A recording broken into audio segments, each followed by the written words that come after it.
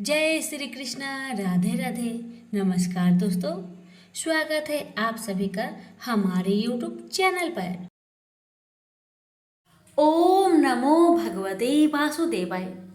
प्रिय भक्तजनों, आप सभी को देवउठनी एकादशी व्रत की हार्दिक शुभकामनाएं। प्रिय भक्तजनों, आज मैं आप सभी को सुनाने जा रही हूँ देवउठनी एकादशी व्रत से जुड़ी संपूर्ण कथा एक साथ। इन कथाओं को एकादशी व्रत के दौरान एक बार प्रेम पूर्वक श्रद्धा भक्ति सहित अवश्य सुने, इससे आपका व्रत पूर्ण होगा। हे लक्ष्मी नारायण, हे तुलसी माता, हे शालिग्राम भगवान, आप सभी के व्रत को करने वाले, कथा को कहने वाले, कथा को सुनने वाले और प्रेम पूर्वक हुक्कार भरने वाले की सभी मनोकामना को पूर्ण करना। कथा कहते सुनते हुक्कार भरते अगर कोई गलती हो उसे क्षमा करना। तो सभी मिलकर बोलिए लक्ष्मी नारायण की जय, तुलसी मैया की जय, शालिग्राम भगवान की जय। तो आइए प्यारे भक्तगणों, अब श्रवण करें कथा। एक राजा के राज्य में सभी लोग एकादशी का व्रत रखते थे। प्रजा तथा नौकर चाकरों से लेकर पशुओं तक को एकादशी के दिन अन्न नहीं दिया जाता था। एक दिन किसी दूसरे राज्य का एक व्यक्ति राजा के पास आकर बोला, महाराज कृपा करके मुझे नौकरी पर रख ले। तब राजा ने उसके सामने एक शर्त रखी कि ठीक है, रख लेते हैं, किंतु रोज तो तुम्हें खाने को सब कुछ मिलेगा, पर एकादशी को अन्न नहीं मिलेगा। उस व्यक्ति ने उस समय हाँ कर ली, पर एकादशी के दिन जब उसे फलहार का सामान दिया गया तो वह राजा के सामने जाकर गिड़गिड़ाने लगा, महाराज इससे मेरा पेट नहीं भरेगा, मैं भूखा ही मर जाऊंगा, मुझे अन्न दे दो। राजा ने उसे शर्त की बात याद दिलाई, पर वह अन्न छोड़ने को राजी नहीं हुआ। तब राजा ने उसे आटा, दाल, चावल आदि दिए। वह नित्य की तरह नदी पर पहुंचा और स्नान कर भोजन पकाने लगा। जब भोजन बन गया तो वह भगवान को बुलाने लगा, आओ भगवान, भोजन तैयार है। उसके बुलाने पर पीताम्बर धारण किए भगवान चतुर्भुज रूप में आ पहुंचे तथा प्रेम से उसके साथ भोजन करने लगे। भोजन आदि करके भगवान अंतर्ध्यान हो गए तथा वह अपने काम पर चला गया। 15 दिन बाद अगली एकादशी को वह राजा से कहने लगा कि महाराज मुझे दुगना सामान दीजिए, उस दिन मैं भूखा ही रह गया। राजा ने कारण पूछा तो उसने बताया कि हमारे साथ भगवान भी खाते हैं, इसलिए हम दोनों के लिए ये सामान पूरा नहीं होता। यह सुनकर राजा को बड़ा आश्चर्य हुआ। वह बोला, मैं नहीं मान सकता कि भगवान तुम्हारे साथ खाते हैं। मैं तो इतना व्रत रखता हूँ, पूजा करता हूँ, पर भगवान ने मुझे कभी दर्शन नहीं दिए।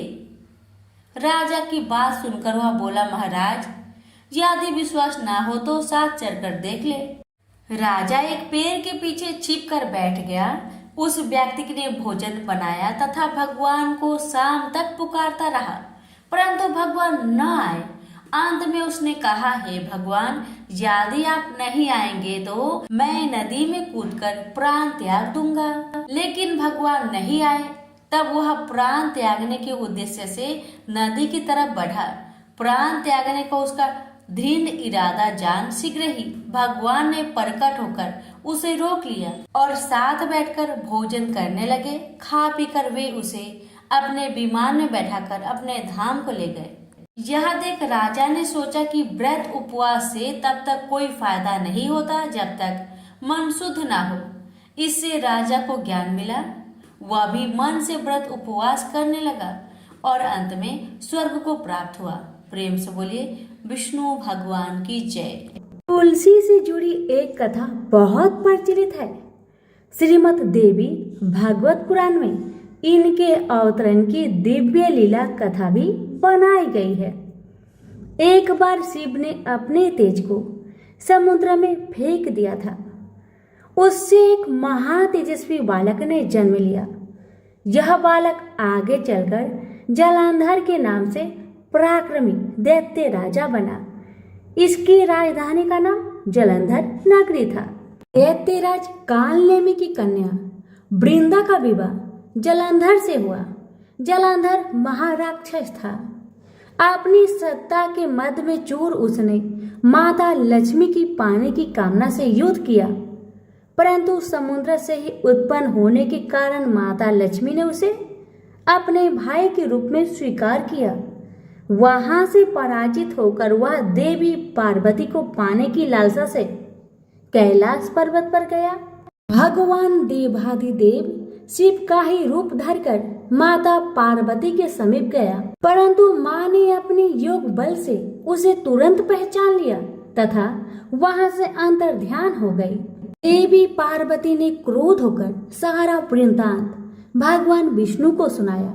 जालंधर की पत्नी वृंदा अत्यंत पतिव्रता स्त्री थी।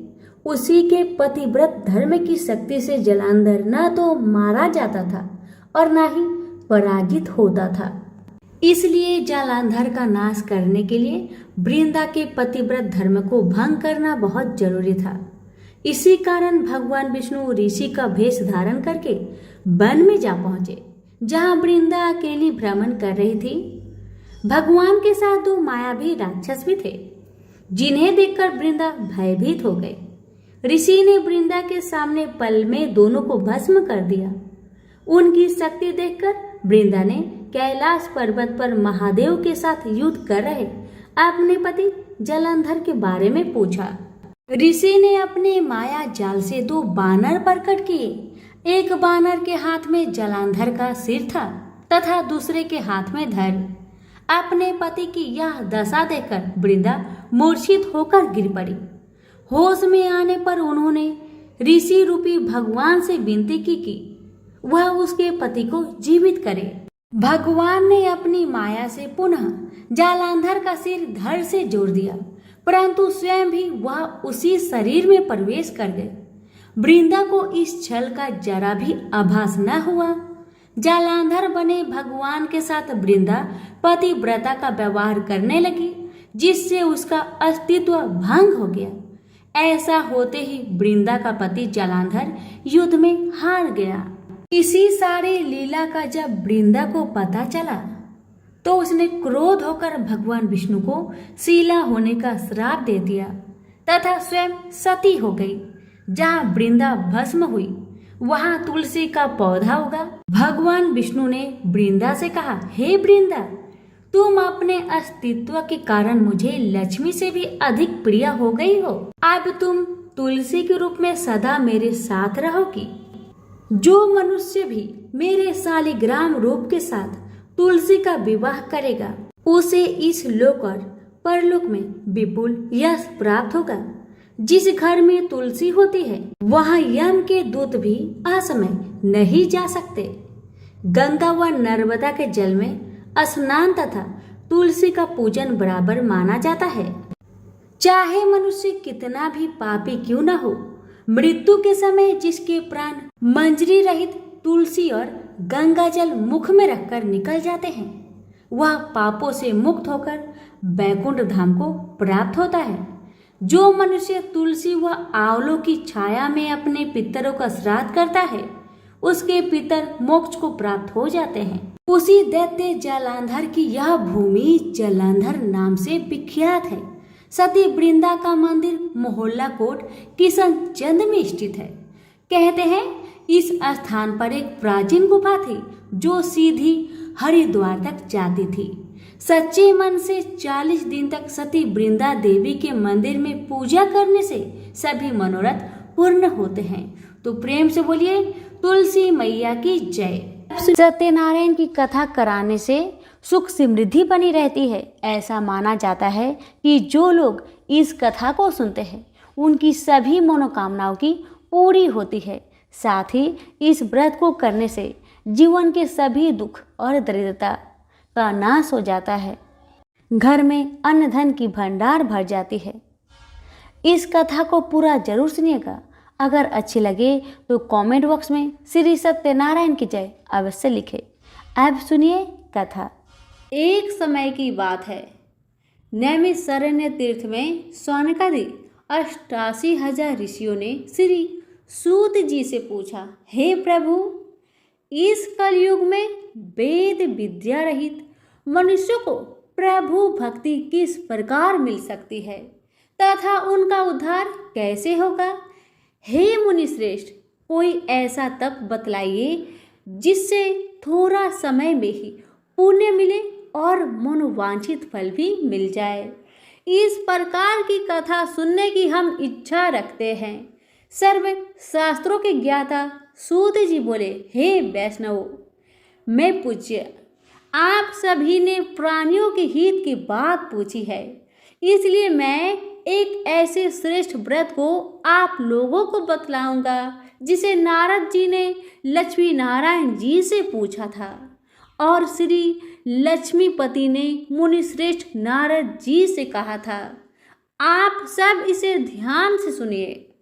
एक समय की बात है, योगीराज नारद जी दूसरे के हित की इच्छा लिए अनेकों लोकों में घूमते हुए मृत्यु लोक में आ पहुँचे। यहाँ उन्होंने अनेक योनियों में जन्मे प्राय सभी मनुष्यों को अपने कर्मों द्वारा अनेक दुखों से पीड़ित देखा। उनका दुख देखकर नारद जी सोचने लगे कि कैसा यत्न किया जाए जिसके करने से निश्चित रूप से मानव के दुखों का अंत हो जाए। इसी विचार पर मनन करते हुए वह विष्णु लोक में गए। वहाँ वह देवों के इस नारायण की स्तुति करने लगे, जिनके हाथों में शंख चक्र गदा और पद्म थे, गले में वरमाला पहने हुए थे। स्तुति करते हुए नारद जी बोले, हे भगवान, आप अत्यंत शक्ति से संपन्न है, मन तथा वाणी भी आपको नहीं पा सकती है। आपका आदि मध्य तथा अंत नहीं है।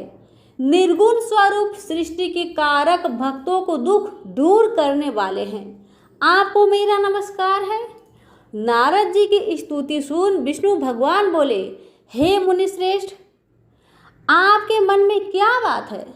आप किस काम के लिए पधारे हैं, उसे निसंकोच कहे।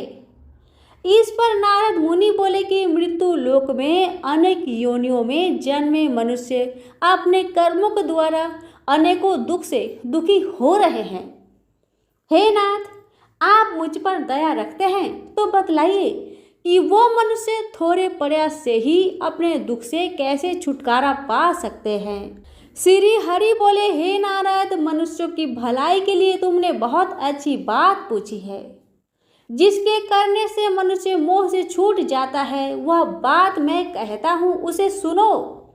स्वर्ग लोक व मृत्यु लोक दोनों में एक दुर्लभ उत्तम व्रत है जो पुण्य देने वाला है। आज प्रेमवश होकर मैं उसे तुमसे कहता हूँ। श्री सत्यनारायण भगवान का यह व्रत अच्छी तरह विधान पूर्वक करके मनुष्य तुरंत ही यहाँ सुख भोग कर मरने पर मोक्ष को पाता है। श्री हरि के वचन सुन नारद जी बोले कि उस व्रत का फल क्या है और उसका विधान क्या है। यह व्रत किसने किया था? इस व्रत को किस दिन करना चाहिए? सब कुछ विस्तार से बतलाइए। नारद की बात सुनकर श्री हरि बोले, दुख व शोक को दूर करने वाला, यह सभी स्थानों पर विजय दिलाने वाला है। मानव को भक्ति व श्रद्धा के साथ शाम को श्री सत्यनारायण की पूजा धर्म परायण होकर ब्राह्मणों व बंधुओं के साथ करनी चाहिए। भक्ति भाव से ही नैवेद्य, केले का फल, घी, दूध और गेहूं, आटा सवाया ले। गेहूं के स्थान पर साठी का आटा, शक्कर तथा गुड़ लेकर वह सभी भक्षण योग्य पदार्थों को मिलाकर भगवान का भोग लगाए। ब्राह्मणों सहित बंधु बांधवों को भी भोजन कराए, उसके बाद स्वयं भोजन करे।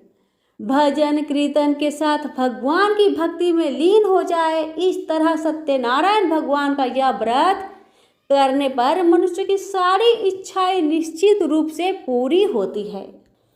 इस कली काल अर्थात कलयुग में मृत्यु लोक में मोक्ष का यही एक सरल उपाय बताया गया है। इति श्री सत्यनारायण व्रत कथा का प्रथम अध्याय यहीं पर संपूर्ण हुआ। अब सुनिए दूसरा अध्याय। जी बोले, हे ऋषियों, जिसने पहले समय में इस व्रत को किया था उसका इतिहास कहता हूँ, ध्यान से सुनो। सुंदर काशीपुरी नगरी में एक अत्यंत निर्धन ब्राह्मण रहता था। भूख प्यास से परेशान वह धरती पर घूमता रहता था। ब्राह्मणों से प्रेम करने वाले भगवान ने एक दिन ब्राह्मण का वेश धारण कर उसके पास जाकर पूछा, हे ब्रीप, नित्य दुखी होकर तुम पृथ्वी पर क्यों घूमते हो? दीन ब्राह्मण बोला, मैं निर्धन ब्राह्मण हूँ, भिक्षा के लिए धरती पर घूमता हूँ। हे भगवान, यदि आप इसका कोई उपाय जानते हो तो बतलाए। वृद्ध ब्राह्मण कहता है कि सत्यनारायण भगवान मनोवांछित फल देने वाले हैं, इसलिए तुम उनका पूजन करो। इसे करने से मनुष्य सभी दुखों से मुक्त हो जाता है। वृद्ध ब्राह्मण बनकर आए सत्यनारायण भगवान उस निर्धन ब्राह्मण को व्रत का सारा विधान बताकर अंतर ध्यान हो गए। ब्राह्मण मन ही मन सोचने लगा कि जिस व्रत को वृद्ध ब्राह्मण करने को कह गया है, मैं उसे जरूर करूँगा। यह निश्चय करने के बाद उसे रात में नींद नहीं आई। वह सवेरे उठकर सत्यनारायण भगवान के व्रत का निश्चय कर भिक्षा के लिए चला गया। उस दिन निर्धन ब्राह्मण को भिक्षा में बहुत धन मिला, जिससे उसने बंधु बांधवों के साथ मिलकर श्री सत्यनारायण भगवान का व्रत संपन्न किया। भगवान सत्यनारायण का व्रत संपन्न करने के बाद वह निर्धन ब्राह्मण सभी दुखों से छूट गया और अनेक प्रकार की संपत्तियों से युक्त हो गया। उसी समय से यह ब्राह्मण हर माह इस व्रत को करने लगा। इस तरह से सत्यनारायण भगवान के व्रत को जो मनुष्य करेगा वह सभी प्रकार के पापों से छूटकर मोक्ष को प्राप्त होगा। जो मनुष्य इस व्रत को करेगा वह सभी दुखों से मुक्त हो जाएगा। सूत जी बोले कि इस तरह से नारायण जी का कहा हुआ श्री सत्यनारायण व्रत को मैंने तुमसे कहा। हे ब्रीपो, मैं अब और क्या कहूँ? हे मुनिवर, संसार में उस ब्रीप से सुनकर और किसने इस व्रत को किया, हम सब इस बात को सुनना चाहते हैं। इसके लिए हमारे मन में श्रद्धा का भाव है। सूत जी बोले, हे मुनियों, जिसने इस व्रत को किया है वह सब सुनो। एक समय वही ब्रीप धन व ऐश्वर्य के अनुसार अपने बंधु बांधवों के साथ इस व्रत को करने को तैयार हुआ। उसी समय एक लकड़ी बेचने वाला बूढ़ा आदमी आया और लकड़ियां बाहर रखकर अंदर ब्राह्मण के घर में गया। प्यास से दुखी वह लकड़हारा उनको व्रत करते देख ब्रीप को नमस्कार कर पूछने लगा कि आप यह क्या कर रहे हैं तथा इसे करने से क्या फल मिलेगा, कृपया मुझे भी बताए। ब्राह्मण ने कहा कि सब मनोकामनाओं को पूरा करने वाला यह सत्यनारायण भगवान का व्रत है। इनकी कृपा से ही मेरे घर में धन धान्य आदि का वृद्धि हुई है। ब्रीप से सत्यनारायण व्रत के बारे में जानकर लकड़हारा बहुत प्रसन्न हुआ। चरणामृत लेकर वह प्रसाद खाने के बाद वह अपने घर गया। लकड़हारे ने अपने मन में संकल्प किया कि आज लकड़ी बेचने से जो धन मिलेगा उसी से श्री सत्यनारायण भगवान का उत्तम व्रत करूंगा। मन में इस विचार को ले बूढ़ा आदमी सिर पर लकड़ियां रखकर उस नगर में बेचने गया जहां धनी लोग ज्यादा रहते थे। उस नगर में उसे अपनी लकड़ियों का दाम पहले से 4 गुना अधिक मिलता है। बूढ़ा प्रसन्नता के साथ दाम लेकर केले, शक्कर, घी, दूध, दही और गेहूं का आटा ले और सत्यनारायण भगवान के व्रत की अन्य सामग्रियां लेकर अपने घर गया। वहां उसने अपने बंधु बांधवों को बुलाकर विधि विधान से सत्यनारायण भगवान का पूजन और व्रत किया। इस व्रत के प्रभाव से वह बूढ़ा लकड़हारा धन पुत्र आदि से युक्त होकर संसार के समस्त सुख भोग कर अंत काल में बैकुंठ धाम चला गया। इति श्री सत्यनारायण व्रत कथा का दूसरा अध्याय संपूर्ण हुआ। अब सुनिए तीसरा अध्याय। सूत जी बोले, हे श्रेष्ठ मुनियों, अब आगे की कथा कहता हूँ। पहले समय में उल्कामुख नाम का एक बुद्धिमान राजा था। वह सत्यवक्ता और जितेंद्रिय था।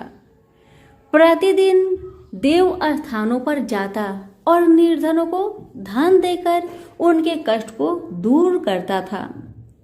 उसकी पत्नी कमल के समान मुख वाली तथा सती साध्वी थी। भद्रशिला नदी के तट पर उन दोनों ने श्री सत्यनारायण भगवान का व्रत किया। उसी समय साधु नाम का एक वैश्य आया। उसके पास व्यापार करने के लिए बहुत सा धन भी था। राजा को व्रत करने देखकर वह विनय के साथ पूछने लगा, हे राजन, भक्ति भाव से पूर्ण होकर आप यह क्या कर रहे हैं? मैं सुनने की इच्छा रखता हूँ, तो आप मुझे बतलाइए। राजा बोला, हे साधु, अपने बंधु बांधवों के साथ पुत्र आदि की प्राप्ति के लिए महाशक्तिमान श्री सत्यनारायण भगवान का व्रत व पूजन कर रहा हूँ। राजा के वचन सुन साधु आदर से बोला, हे राजन, मुझे इस व्रत का सारा विधान कहिए। आपके कथा अनुसार मैं भी इस व्रत को करूंगा। मेरी भी संतान नहीं है और इस व्रत को करने से निश्चित रूप से मुझे संतान की प्राप्ति होगी। राजा से व्रत का सारा विधान सुन व्यापार से निवृत्त हो वह अपने घर गया। साधु वैश्य ने अपनी पत्नी को संतान देने वाले इस व्रत का वर्णन कह सुनाया और कहा कि जब मेरी संतान होगी तब मैं इस व्रत को करूंगा। साधु ने इस तरह के वचन अपनी पत्नी लीलावती से कहे। एक दिन लीलावती पति के साथ आनंदित हो सांसारिक धर्म में प्रवृत्त होकर सत्यनारायण भगवान की कृपा से गर्भवती हो गई। 10वें महीने में उसके गर्भ से एक सुंदर कन्या ने जन्म लिया। दिनों दिन वह ऐसे बढ़ने लगी जैसे कि शुक्ल पक्ष का चंद्रमा बढ़ता है। माता पिता ने अपनी कन्या का नाम कलावती रखा। एक दिन लीलावती ने मीठे शब्दों में अपने पति को याद दिलाया कि आपने सत्यनारायण भगवान के जिस व्रत को करने का संकल्प किया था उसे करने का समय आ गया है। आप इस व्रत को करिए। साधु बोला कि हे प्रिय, इस व्रत को मैं उसके विवाह में करूंगा। इस प्रकार अपनी पत्नी को अवशासन देकर वह नगर को चला गया। कलावती पिता के घर में रहकर वृद्धि को प्राप्त हो गई।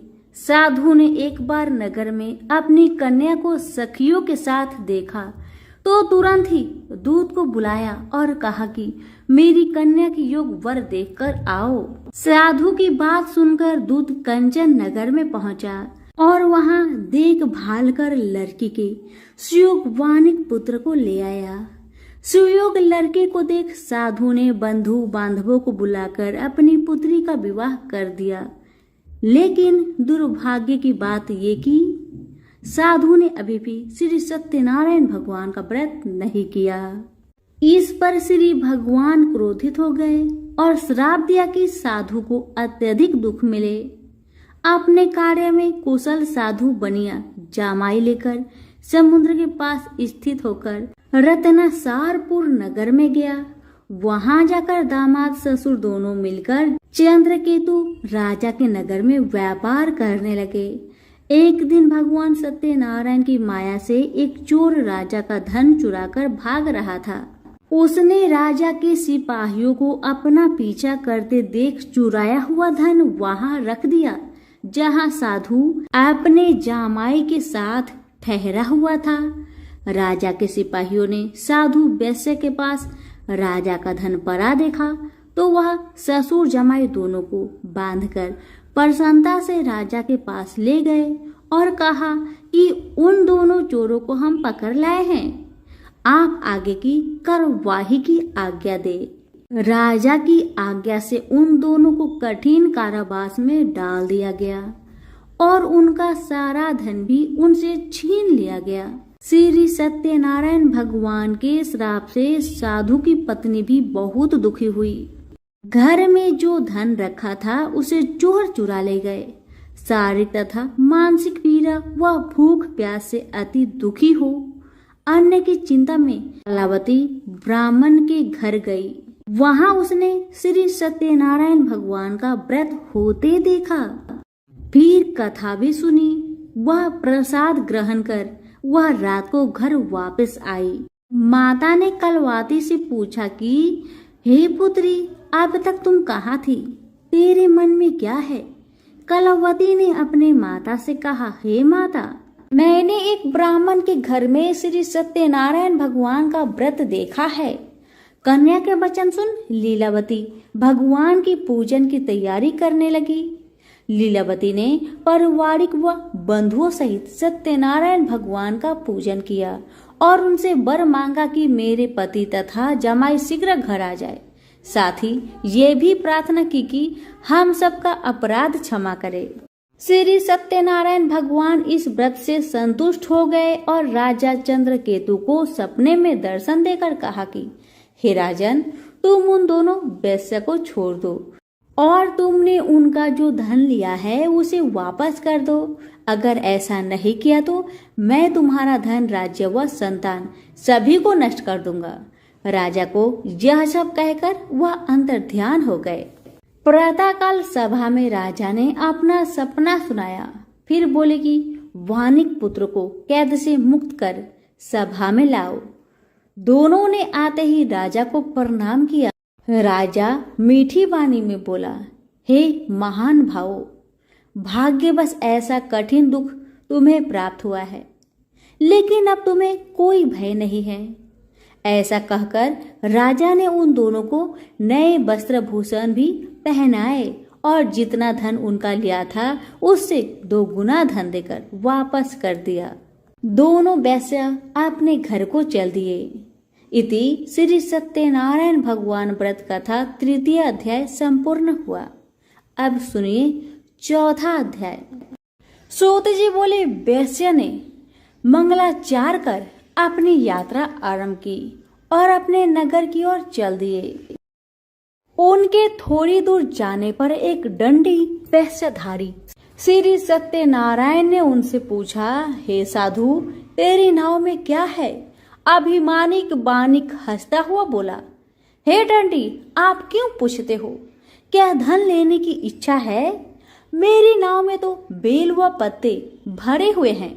वैश्य के कठोर वचन सुन भगवान बोले, तुम्हारा वचन सत्य हो।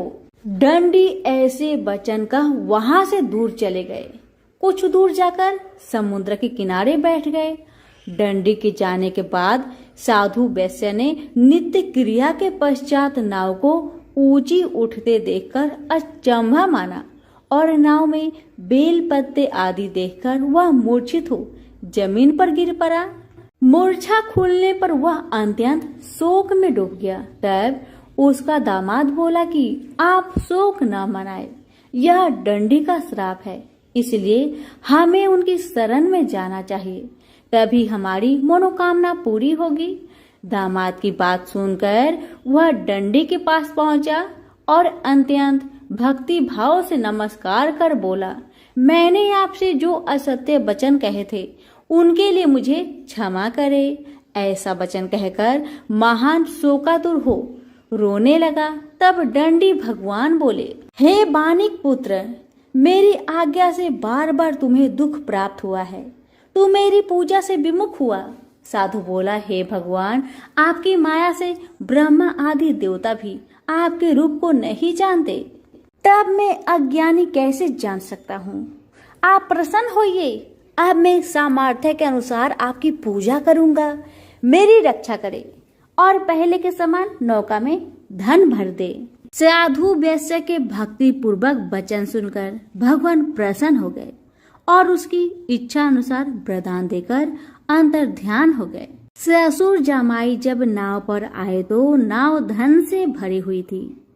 फिर वह अपनी अन्य साथियों के साथ सत्यनारायण भगवान का पूजन कर अपने नगर को चल दिए।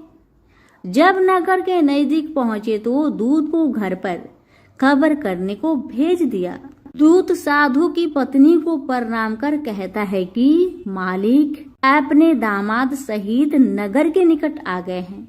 दूत की बात सुन साधु की पत्नी लीलावती ने बड़े हर्ष के साथ सत्यनारायण भगवान का पूजन कर अपनी पुत्री कालावती से कहा कि मैं अपने पति के दर्शन को जाती हूँ, तू कार्य पूर्ण कर, शीघ्र आ जा। माता के ऐसे वचन सुन कालावती जल्दी से प्रसाद छोड़ अपने पति के पास चली गई। प्रसाद की अवज्ञा के कारण श्री सत्यनारायण भगवान रुष्ट हो गए और नाव सहित उसके पति को पानी में डुबो दिए। कालावती अपने पति को वहां ना पाकर रोती हुई जमीन पर गिर गई। नौका को डूबा हुआ देख वह कन्या को रोता देख साधु दुखी होकर बोला, हे प्रभु, मुझसे तथा मेरे परिवार से जो भूल हुई है उसे क्षमा करे। साधु के दीन वचन सुनकर श्री सत्यनारायण भगवान प्रसन्न हो गए और आकाशवाणी हुई, हे साधु, तेरी कन्या मेरी प्रसाद को छोड़कर आई है, इसलिए उसका पति अदृश्य हो गया है। यदि वह घर जाकर प्रसाद खाकर लौटती है तो इसे इसका पति अवश्य मिलेगा। ऐसी आकाशवाणी सुन कलावती घर पहुंचकर प्रसाद खाती है और फिर आकर अपने पति के दर्शन करती है। उसके बाद साधु अपने बंधु बांधवों सहित श्री सत्यनारायण भगवान का विधि विधान से पूजन करता है। इस लोक का सुख भोग वह अंत में स्वर्ग को जाता है। इति श्री सत्यनारायण भगवान व्रत कथा का चतुर्थ अध्याय संपूर्ण हुआ। अब सुनिए 5वां अध्याय। सूत जी बोले, हे ऋषियों, मैं और भी एक कथा सुनाता हूँ, उसे भी ध्यान पूर्वक सुनो। प्रजापालक में लीन तुंगध्वज नाम का एक राजा था। उसने भी भगवान का प्रसाद त्याग कर दुख का सामना किया था। एक बार वन में जाकर वन्य पशुओं को मारकर वह बर के पेड़ के नीचे आया। वहां उसने गौ वालों को भक्ति भाव से अपने बंधुओं सहित सत्यनारायण भगवान का पूजन करते देखा। अभिमानवश राजा ने उन्हें देखकर भी पूजा स्थान में नहीं गया और ना ही उसने भगवान को नमस्कार किया।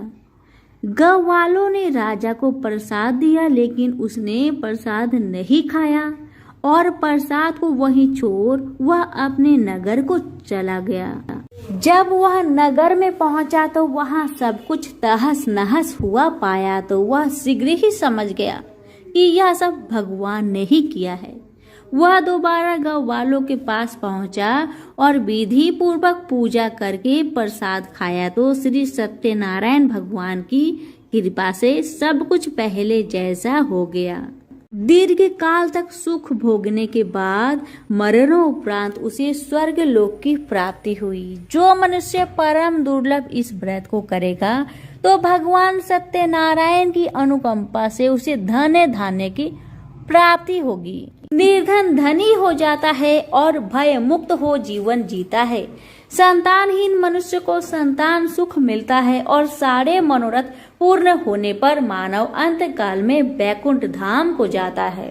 सूत जी बोले, जिन्होंने पहले इस व्रत को किया है अब उनके दूसरे जन्म की कथा कहता हूँ। वृद्ध सतानंद ब्राह्मण ने सुदामा का जन्म लेकर मोक्ष की प्राप्ति की। लकड़हारे ने अगले जन्म में निषाद बनकर मोक्ष प्राप्त किया। उल्कामुख नाम का राजा दशरथ होकर बैकुंठ को गए। साधु नाम के वैश्य ने मोरध्वज बनकर अपने पुत्र को आरे से चीरकर मोक्ष पाया।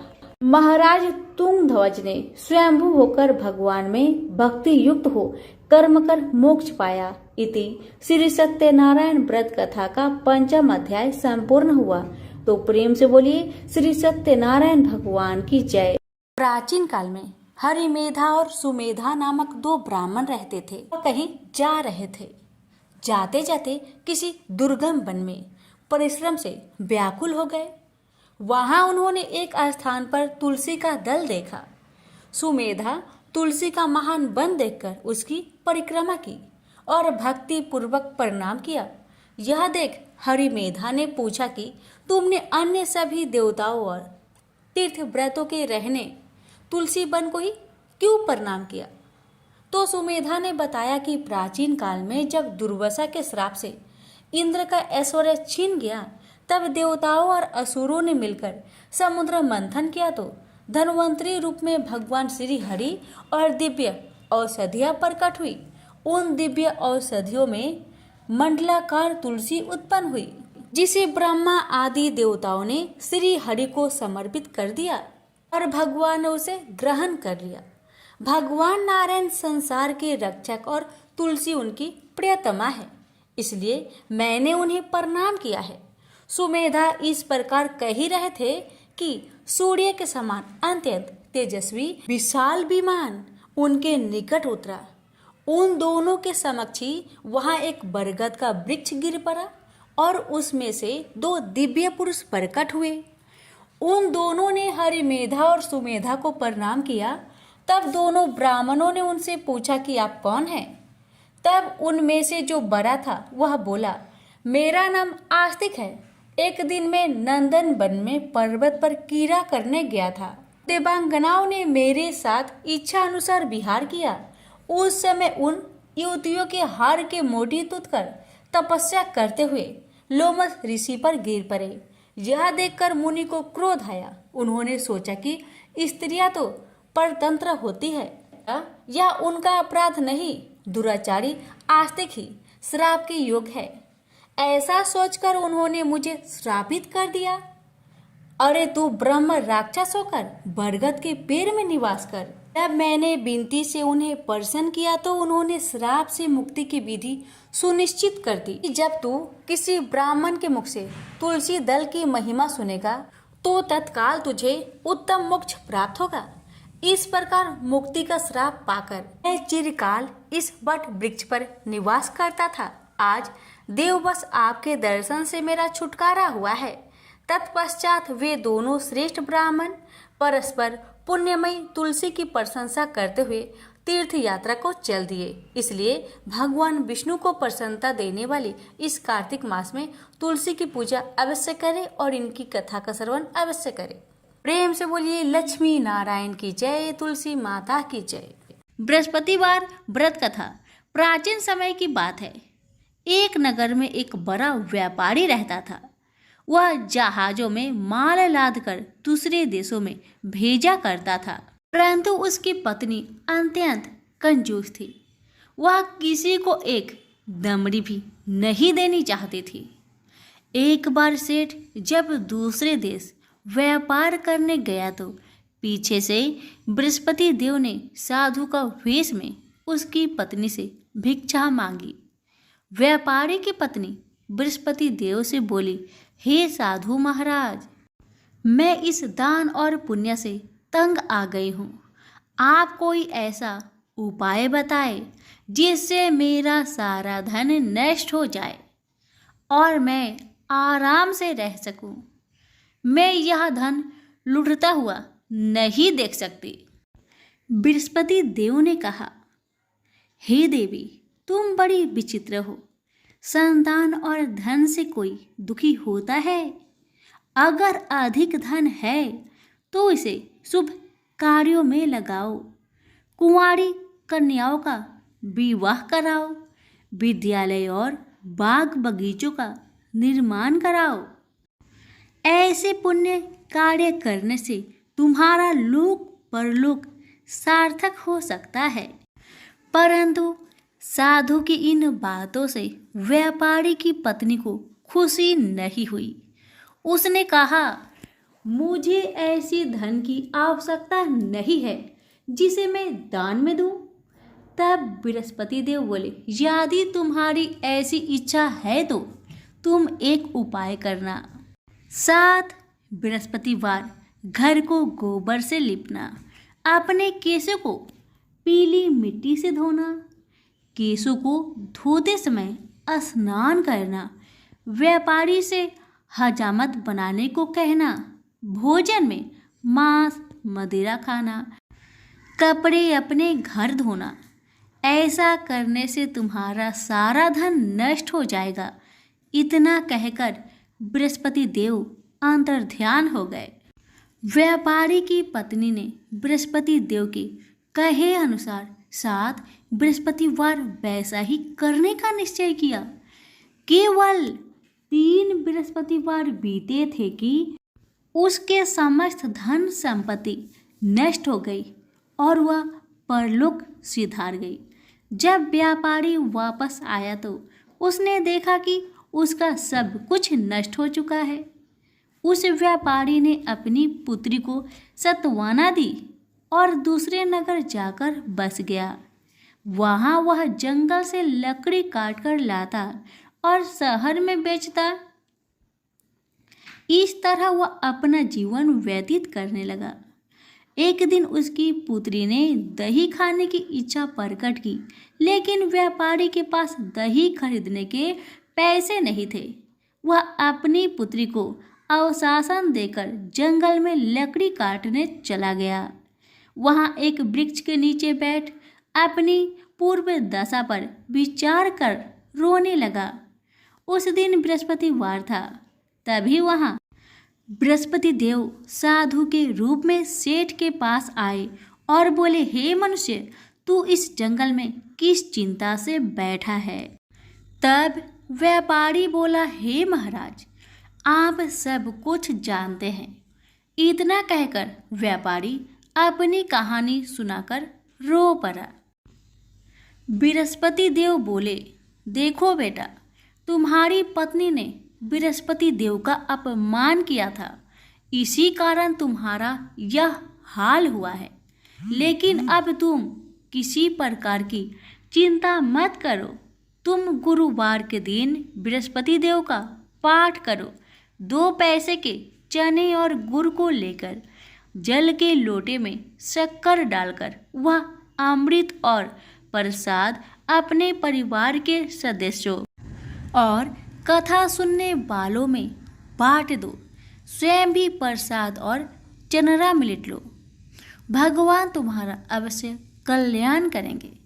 साधु की बात सुनकर व्यापारी बोला, महाराज, मुझे तो इतना भी नहीं बचता कि मैं अपनी पुत्री को दही लाकर दे सकूं। इस पर साधु जी बोले, तुम लकड़ियां शहर में बेचने जाना। तुम्हें लकड़ियों के दाम पहले से चौगुने मिलेंगे, जिससे तुम्हारे सारे कार्य सिद्ध हो जाएंगे। उसने लकड़ियां काटी और शहर में बेचने के लिए चल पड़ा। उसकी लकड़ियां अच्छे दाम में बिक गई, जिससे उसने अपनी पुत्री के लिए दही लिया और गुरुवार की कथा हेतु चना गुड़ लेकर कथा की और प्रसाद बांटकर स्वयं भी खाया। उसी दिन परंतु अगले बृहस्पतिवार को वह कथा करना भूल गया। अगले दिन वहाँ के राजा ने एक बड़े यज्ञ का आयोजन कर पूरे नगर के लोगों के लिए भोज का आयोजन किया। राजा की आज्ञा अनुसार पूरा नगर राजा के महल में भोज करने गया, लेकिन व्यापारी व उसकी पुत्री तनिक विलंब से पहुँचे। अतः उन दोनों को राजा ने महल में ले जाकर भोजन करवाया। जब वे दोनों लौटकर आए तब रानी ने देखा कि उसका खूंटी पर टंगा हार गायब है। रानी को व्यापारी और उसकी पुत्री पर संदेह हुआ कि उसका हार उन दोनों ने ही चुराया है। राजा के आज्ञा से उन दोनों को कारावास की कोठरी में कैद कर दिया गया। कैद में पड़कर दोनों अत्यंत दुखी हुए। वहाँ उन्होंने बृहस्पति देवता का स्मरण किया। बृहस्पति देव ने प्रकट होकर व्यापारी को उसकी भूल का आभास कराया और उन्हें सलाह दी कि गुरुवार के दिन कैद खाने के दरवाजे पर तुम्हें 2 पैसे मिलेंगे। उनसे तुम चने और मुनक्का मंगवाकर विधि पूर्वक बृहस्पति देवता का पूजन करना। तुम्हारे सब दुख दूर हो जाएंगे। बृहस्पतिवार को कैद खाने के द्वार पर उन्हें 2 पैसे मिले। बाहर सड़क पर एक स्त्री जा रही थी। व्यापारी ने उसे बुलाकर गुड़ और चने लाने को कहा। इस पर वह स्त्री बोली, मैं अपने बहू के लिए गहने लेने जा रही हूँ, मेरे पास समय नहीं है। इतना कहकर वह चली गई। थोड़ी देर बाद वहाँ से एक और स्त्री निकली। व्यापारी ने उसे बुलाकर कहा कि हे बहन, मुझे बृहस्पतिवार की कथा करनी है, तुम मुझे 2 पैसे का गुड़ चना ला दो। बृहस्पति देव का नाम सुनकर वह स्त्री बोली, भाई मैं तुम्हें अभी गुड़ चना लाकर देती हूँ। मेरा एकलौता पुत्र मर गया है, मैं उसके लिए कफन लेने जा रही थी, लेकिन मैं पहले तुम्हारा काम करूँगी, उसके बाद अपने पुत्र के लिए कफन लाऊंगी। वह स्त्री बाजार से व्यापारी के लिए गुड़ चना ले आई और स्वयं भी बृहस्पति देव की कथा सुनी। कथा के समाप्त होने पर वह स्त्री कफन लेकर घर गई। घर पर लोग उसके पुत्र की लाश को राम नाम सत्य है कहते हुए शमशान ले जाने की तैयारी कर रहे थे। स्त्री बोली, मुझे अपने लड़के का मुख देख लेने दो। अपने पुत्र का मुख देखकर उस स्त्री ने उसके मुख में प्रसाद और चंद्रामृत डाला। प्रसाद और चंद्रामृत के प्रभाव से वह पुनः जीवित हो गया। उसी रात बृहस्पति देव राजा के सपने में आए और बोले, हे राजन, तूने जिस व्यापारी और उसके पुत्री को जेल में कैद कर रखा है वह बिल्कुल निर्दोष है। तुम्हारी रानी का हार वही खूंटी पर टांगा है। दिन निकलता तो राजा रानी ने हार खूंटी पर लटका हुआ पाया। राजा ने उस व्यापारी और उसकी पुत्री को रिहा कर दिया और उन्हें आधा राज्य देकर उसकी पुत्री का विवाह उच्च कुल में कराकर दहेज में हीरे जवाहरात दिए।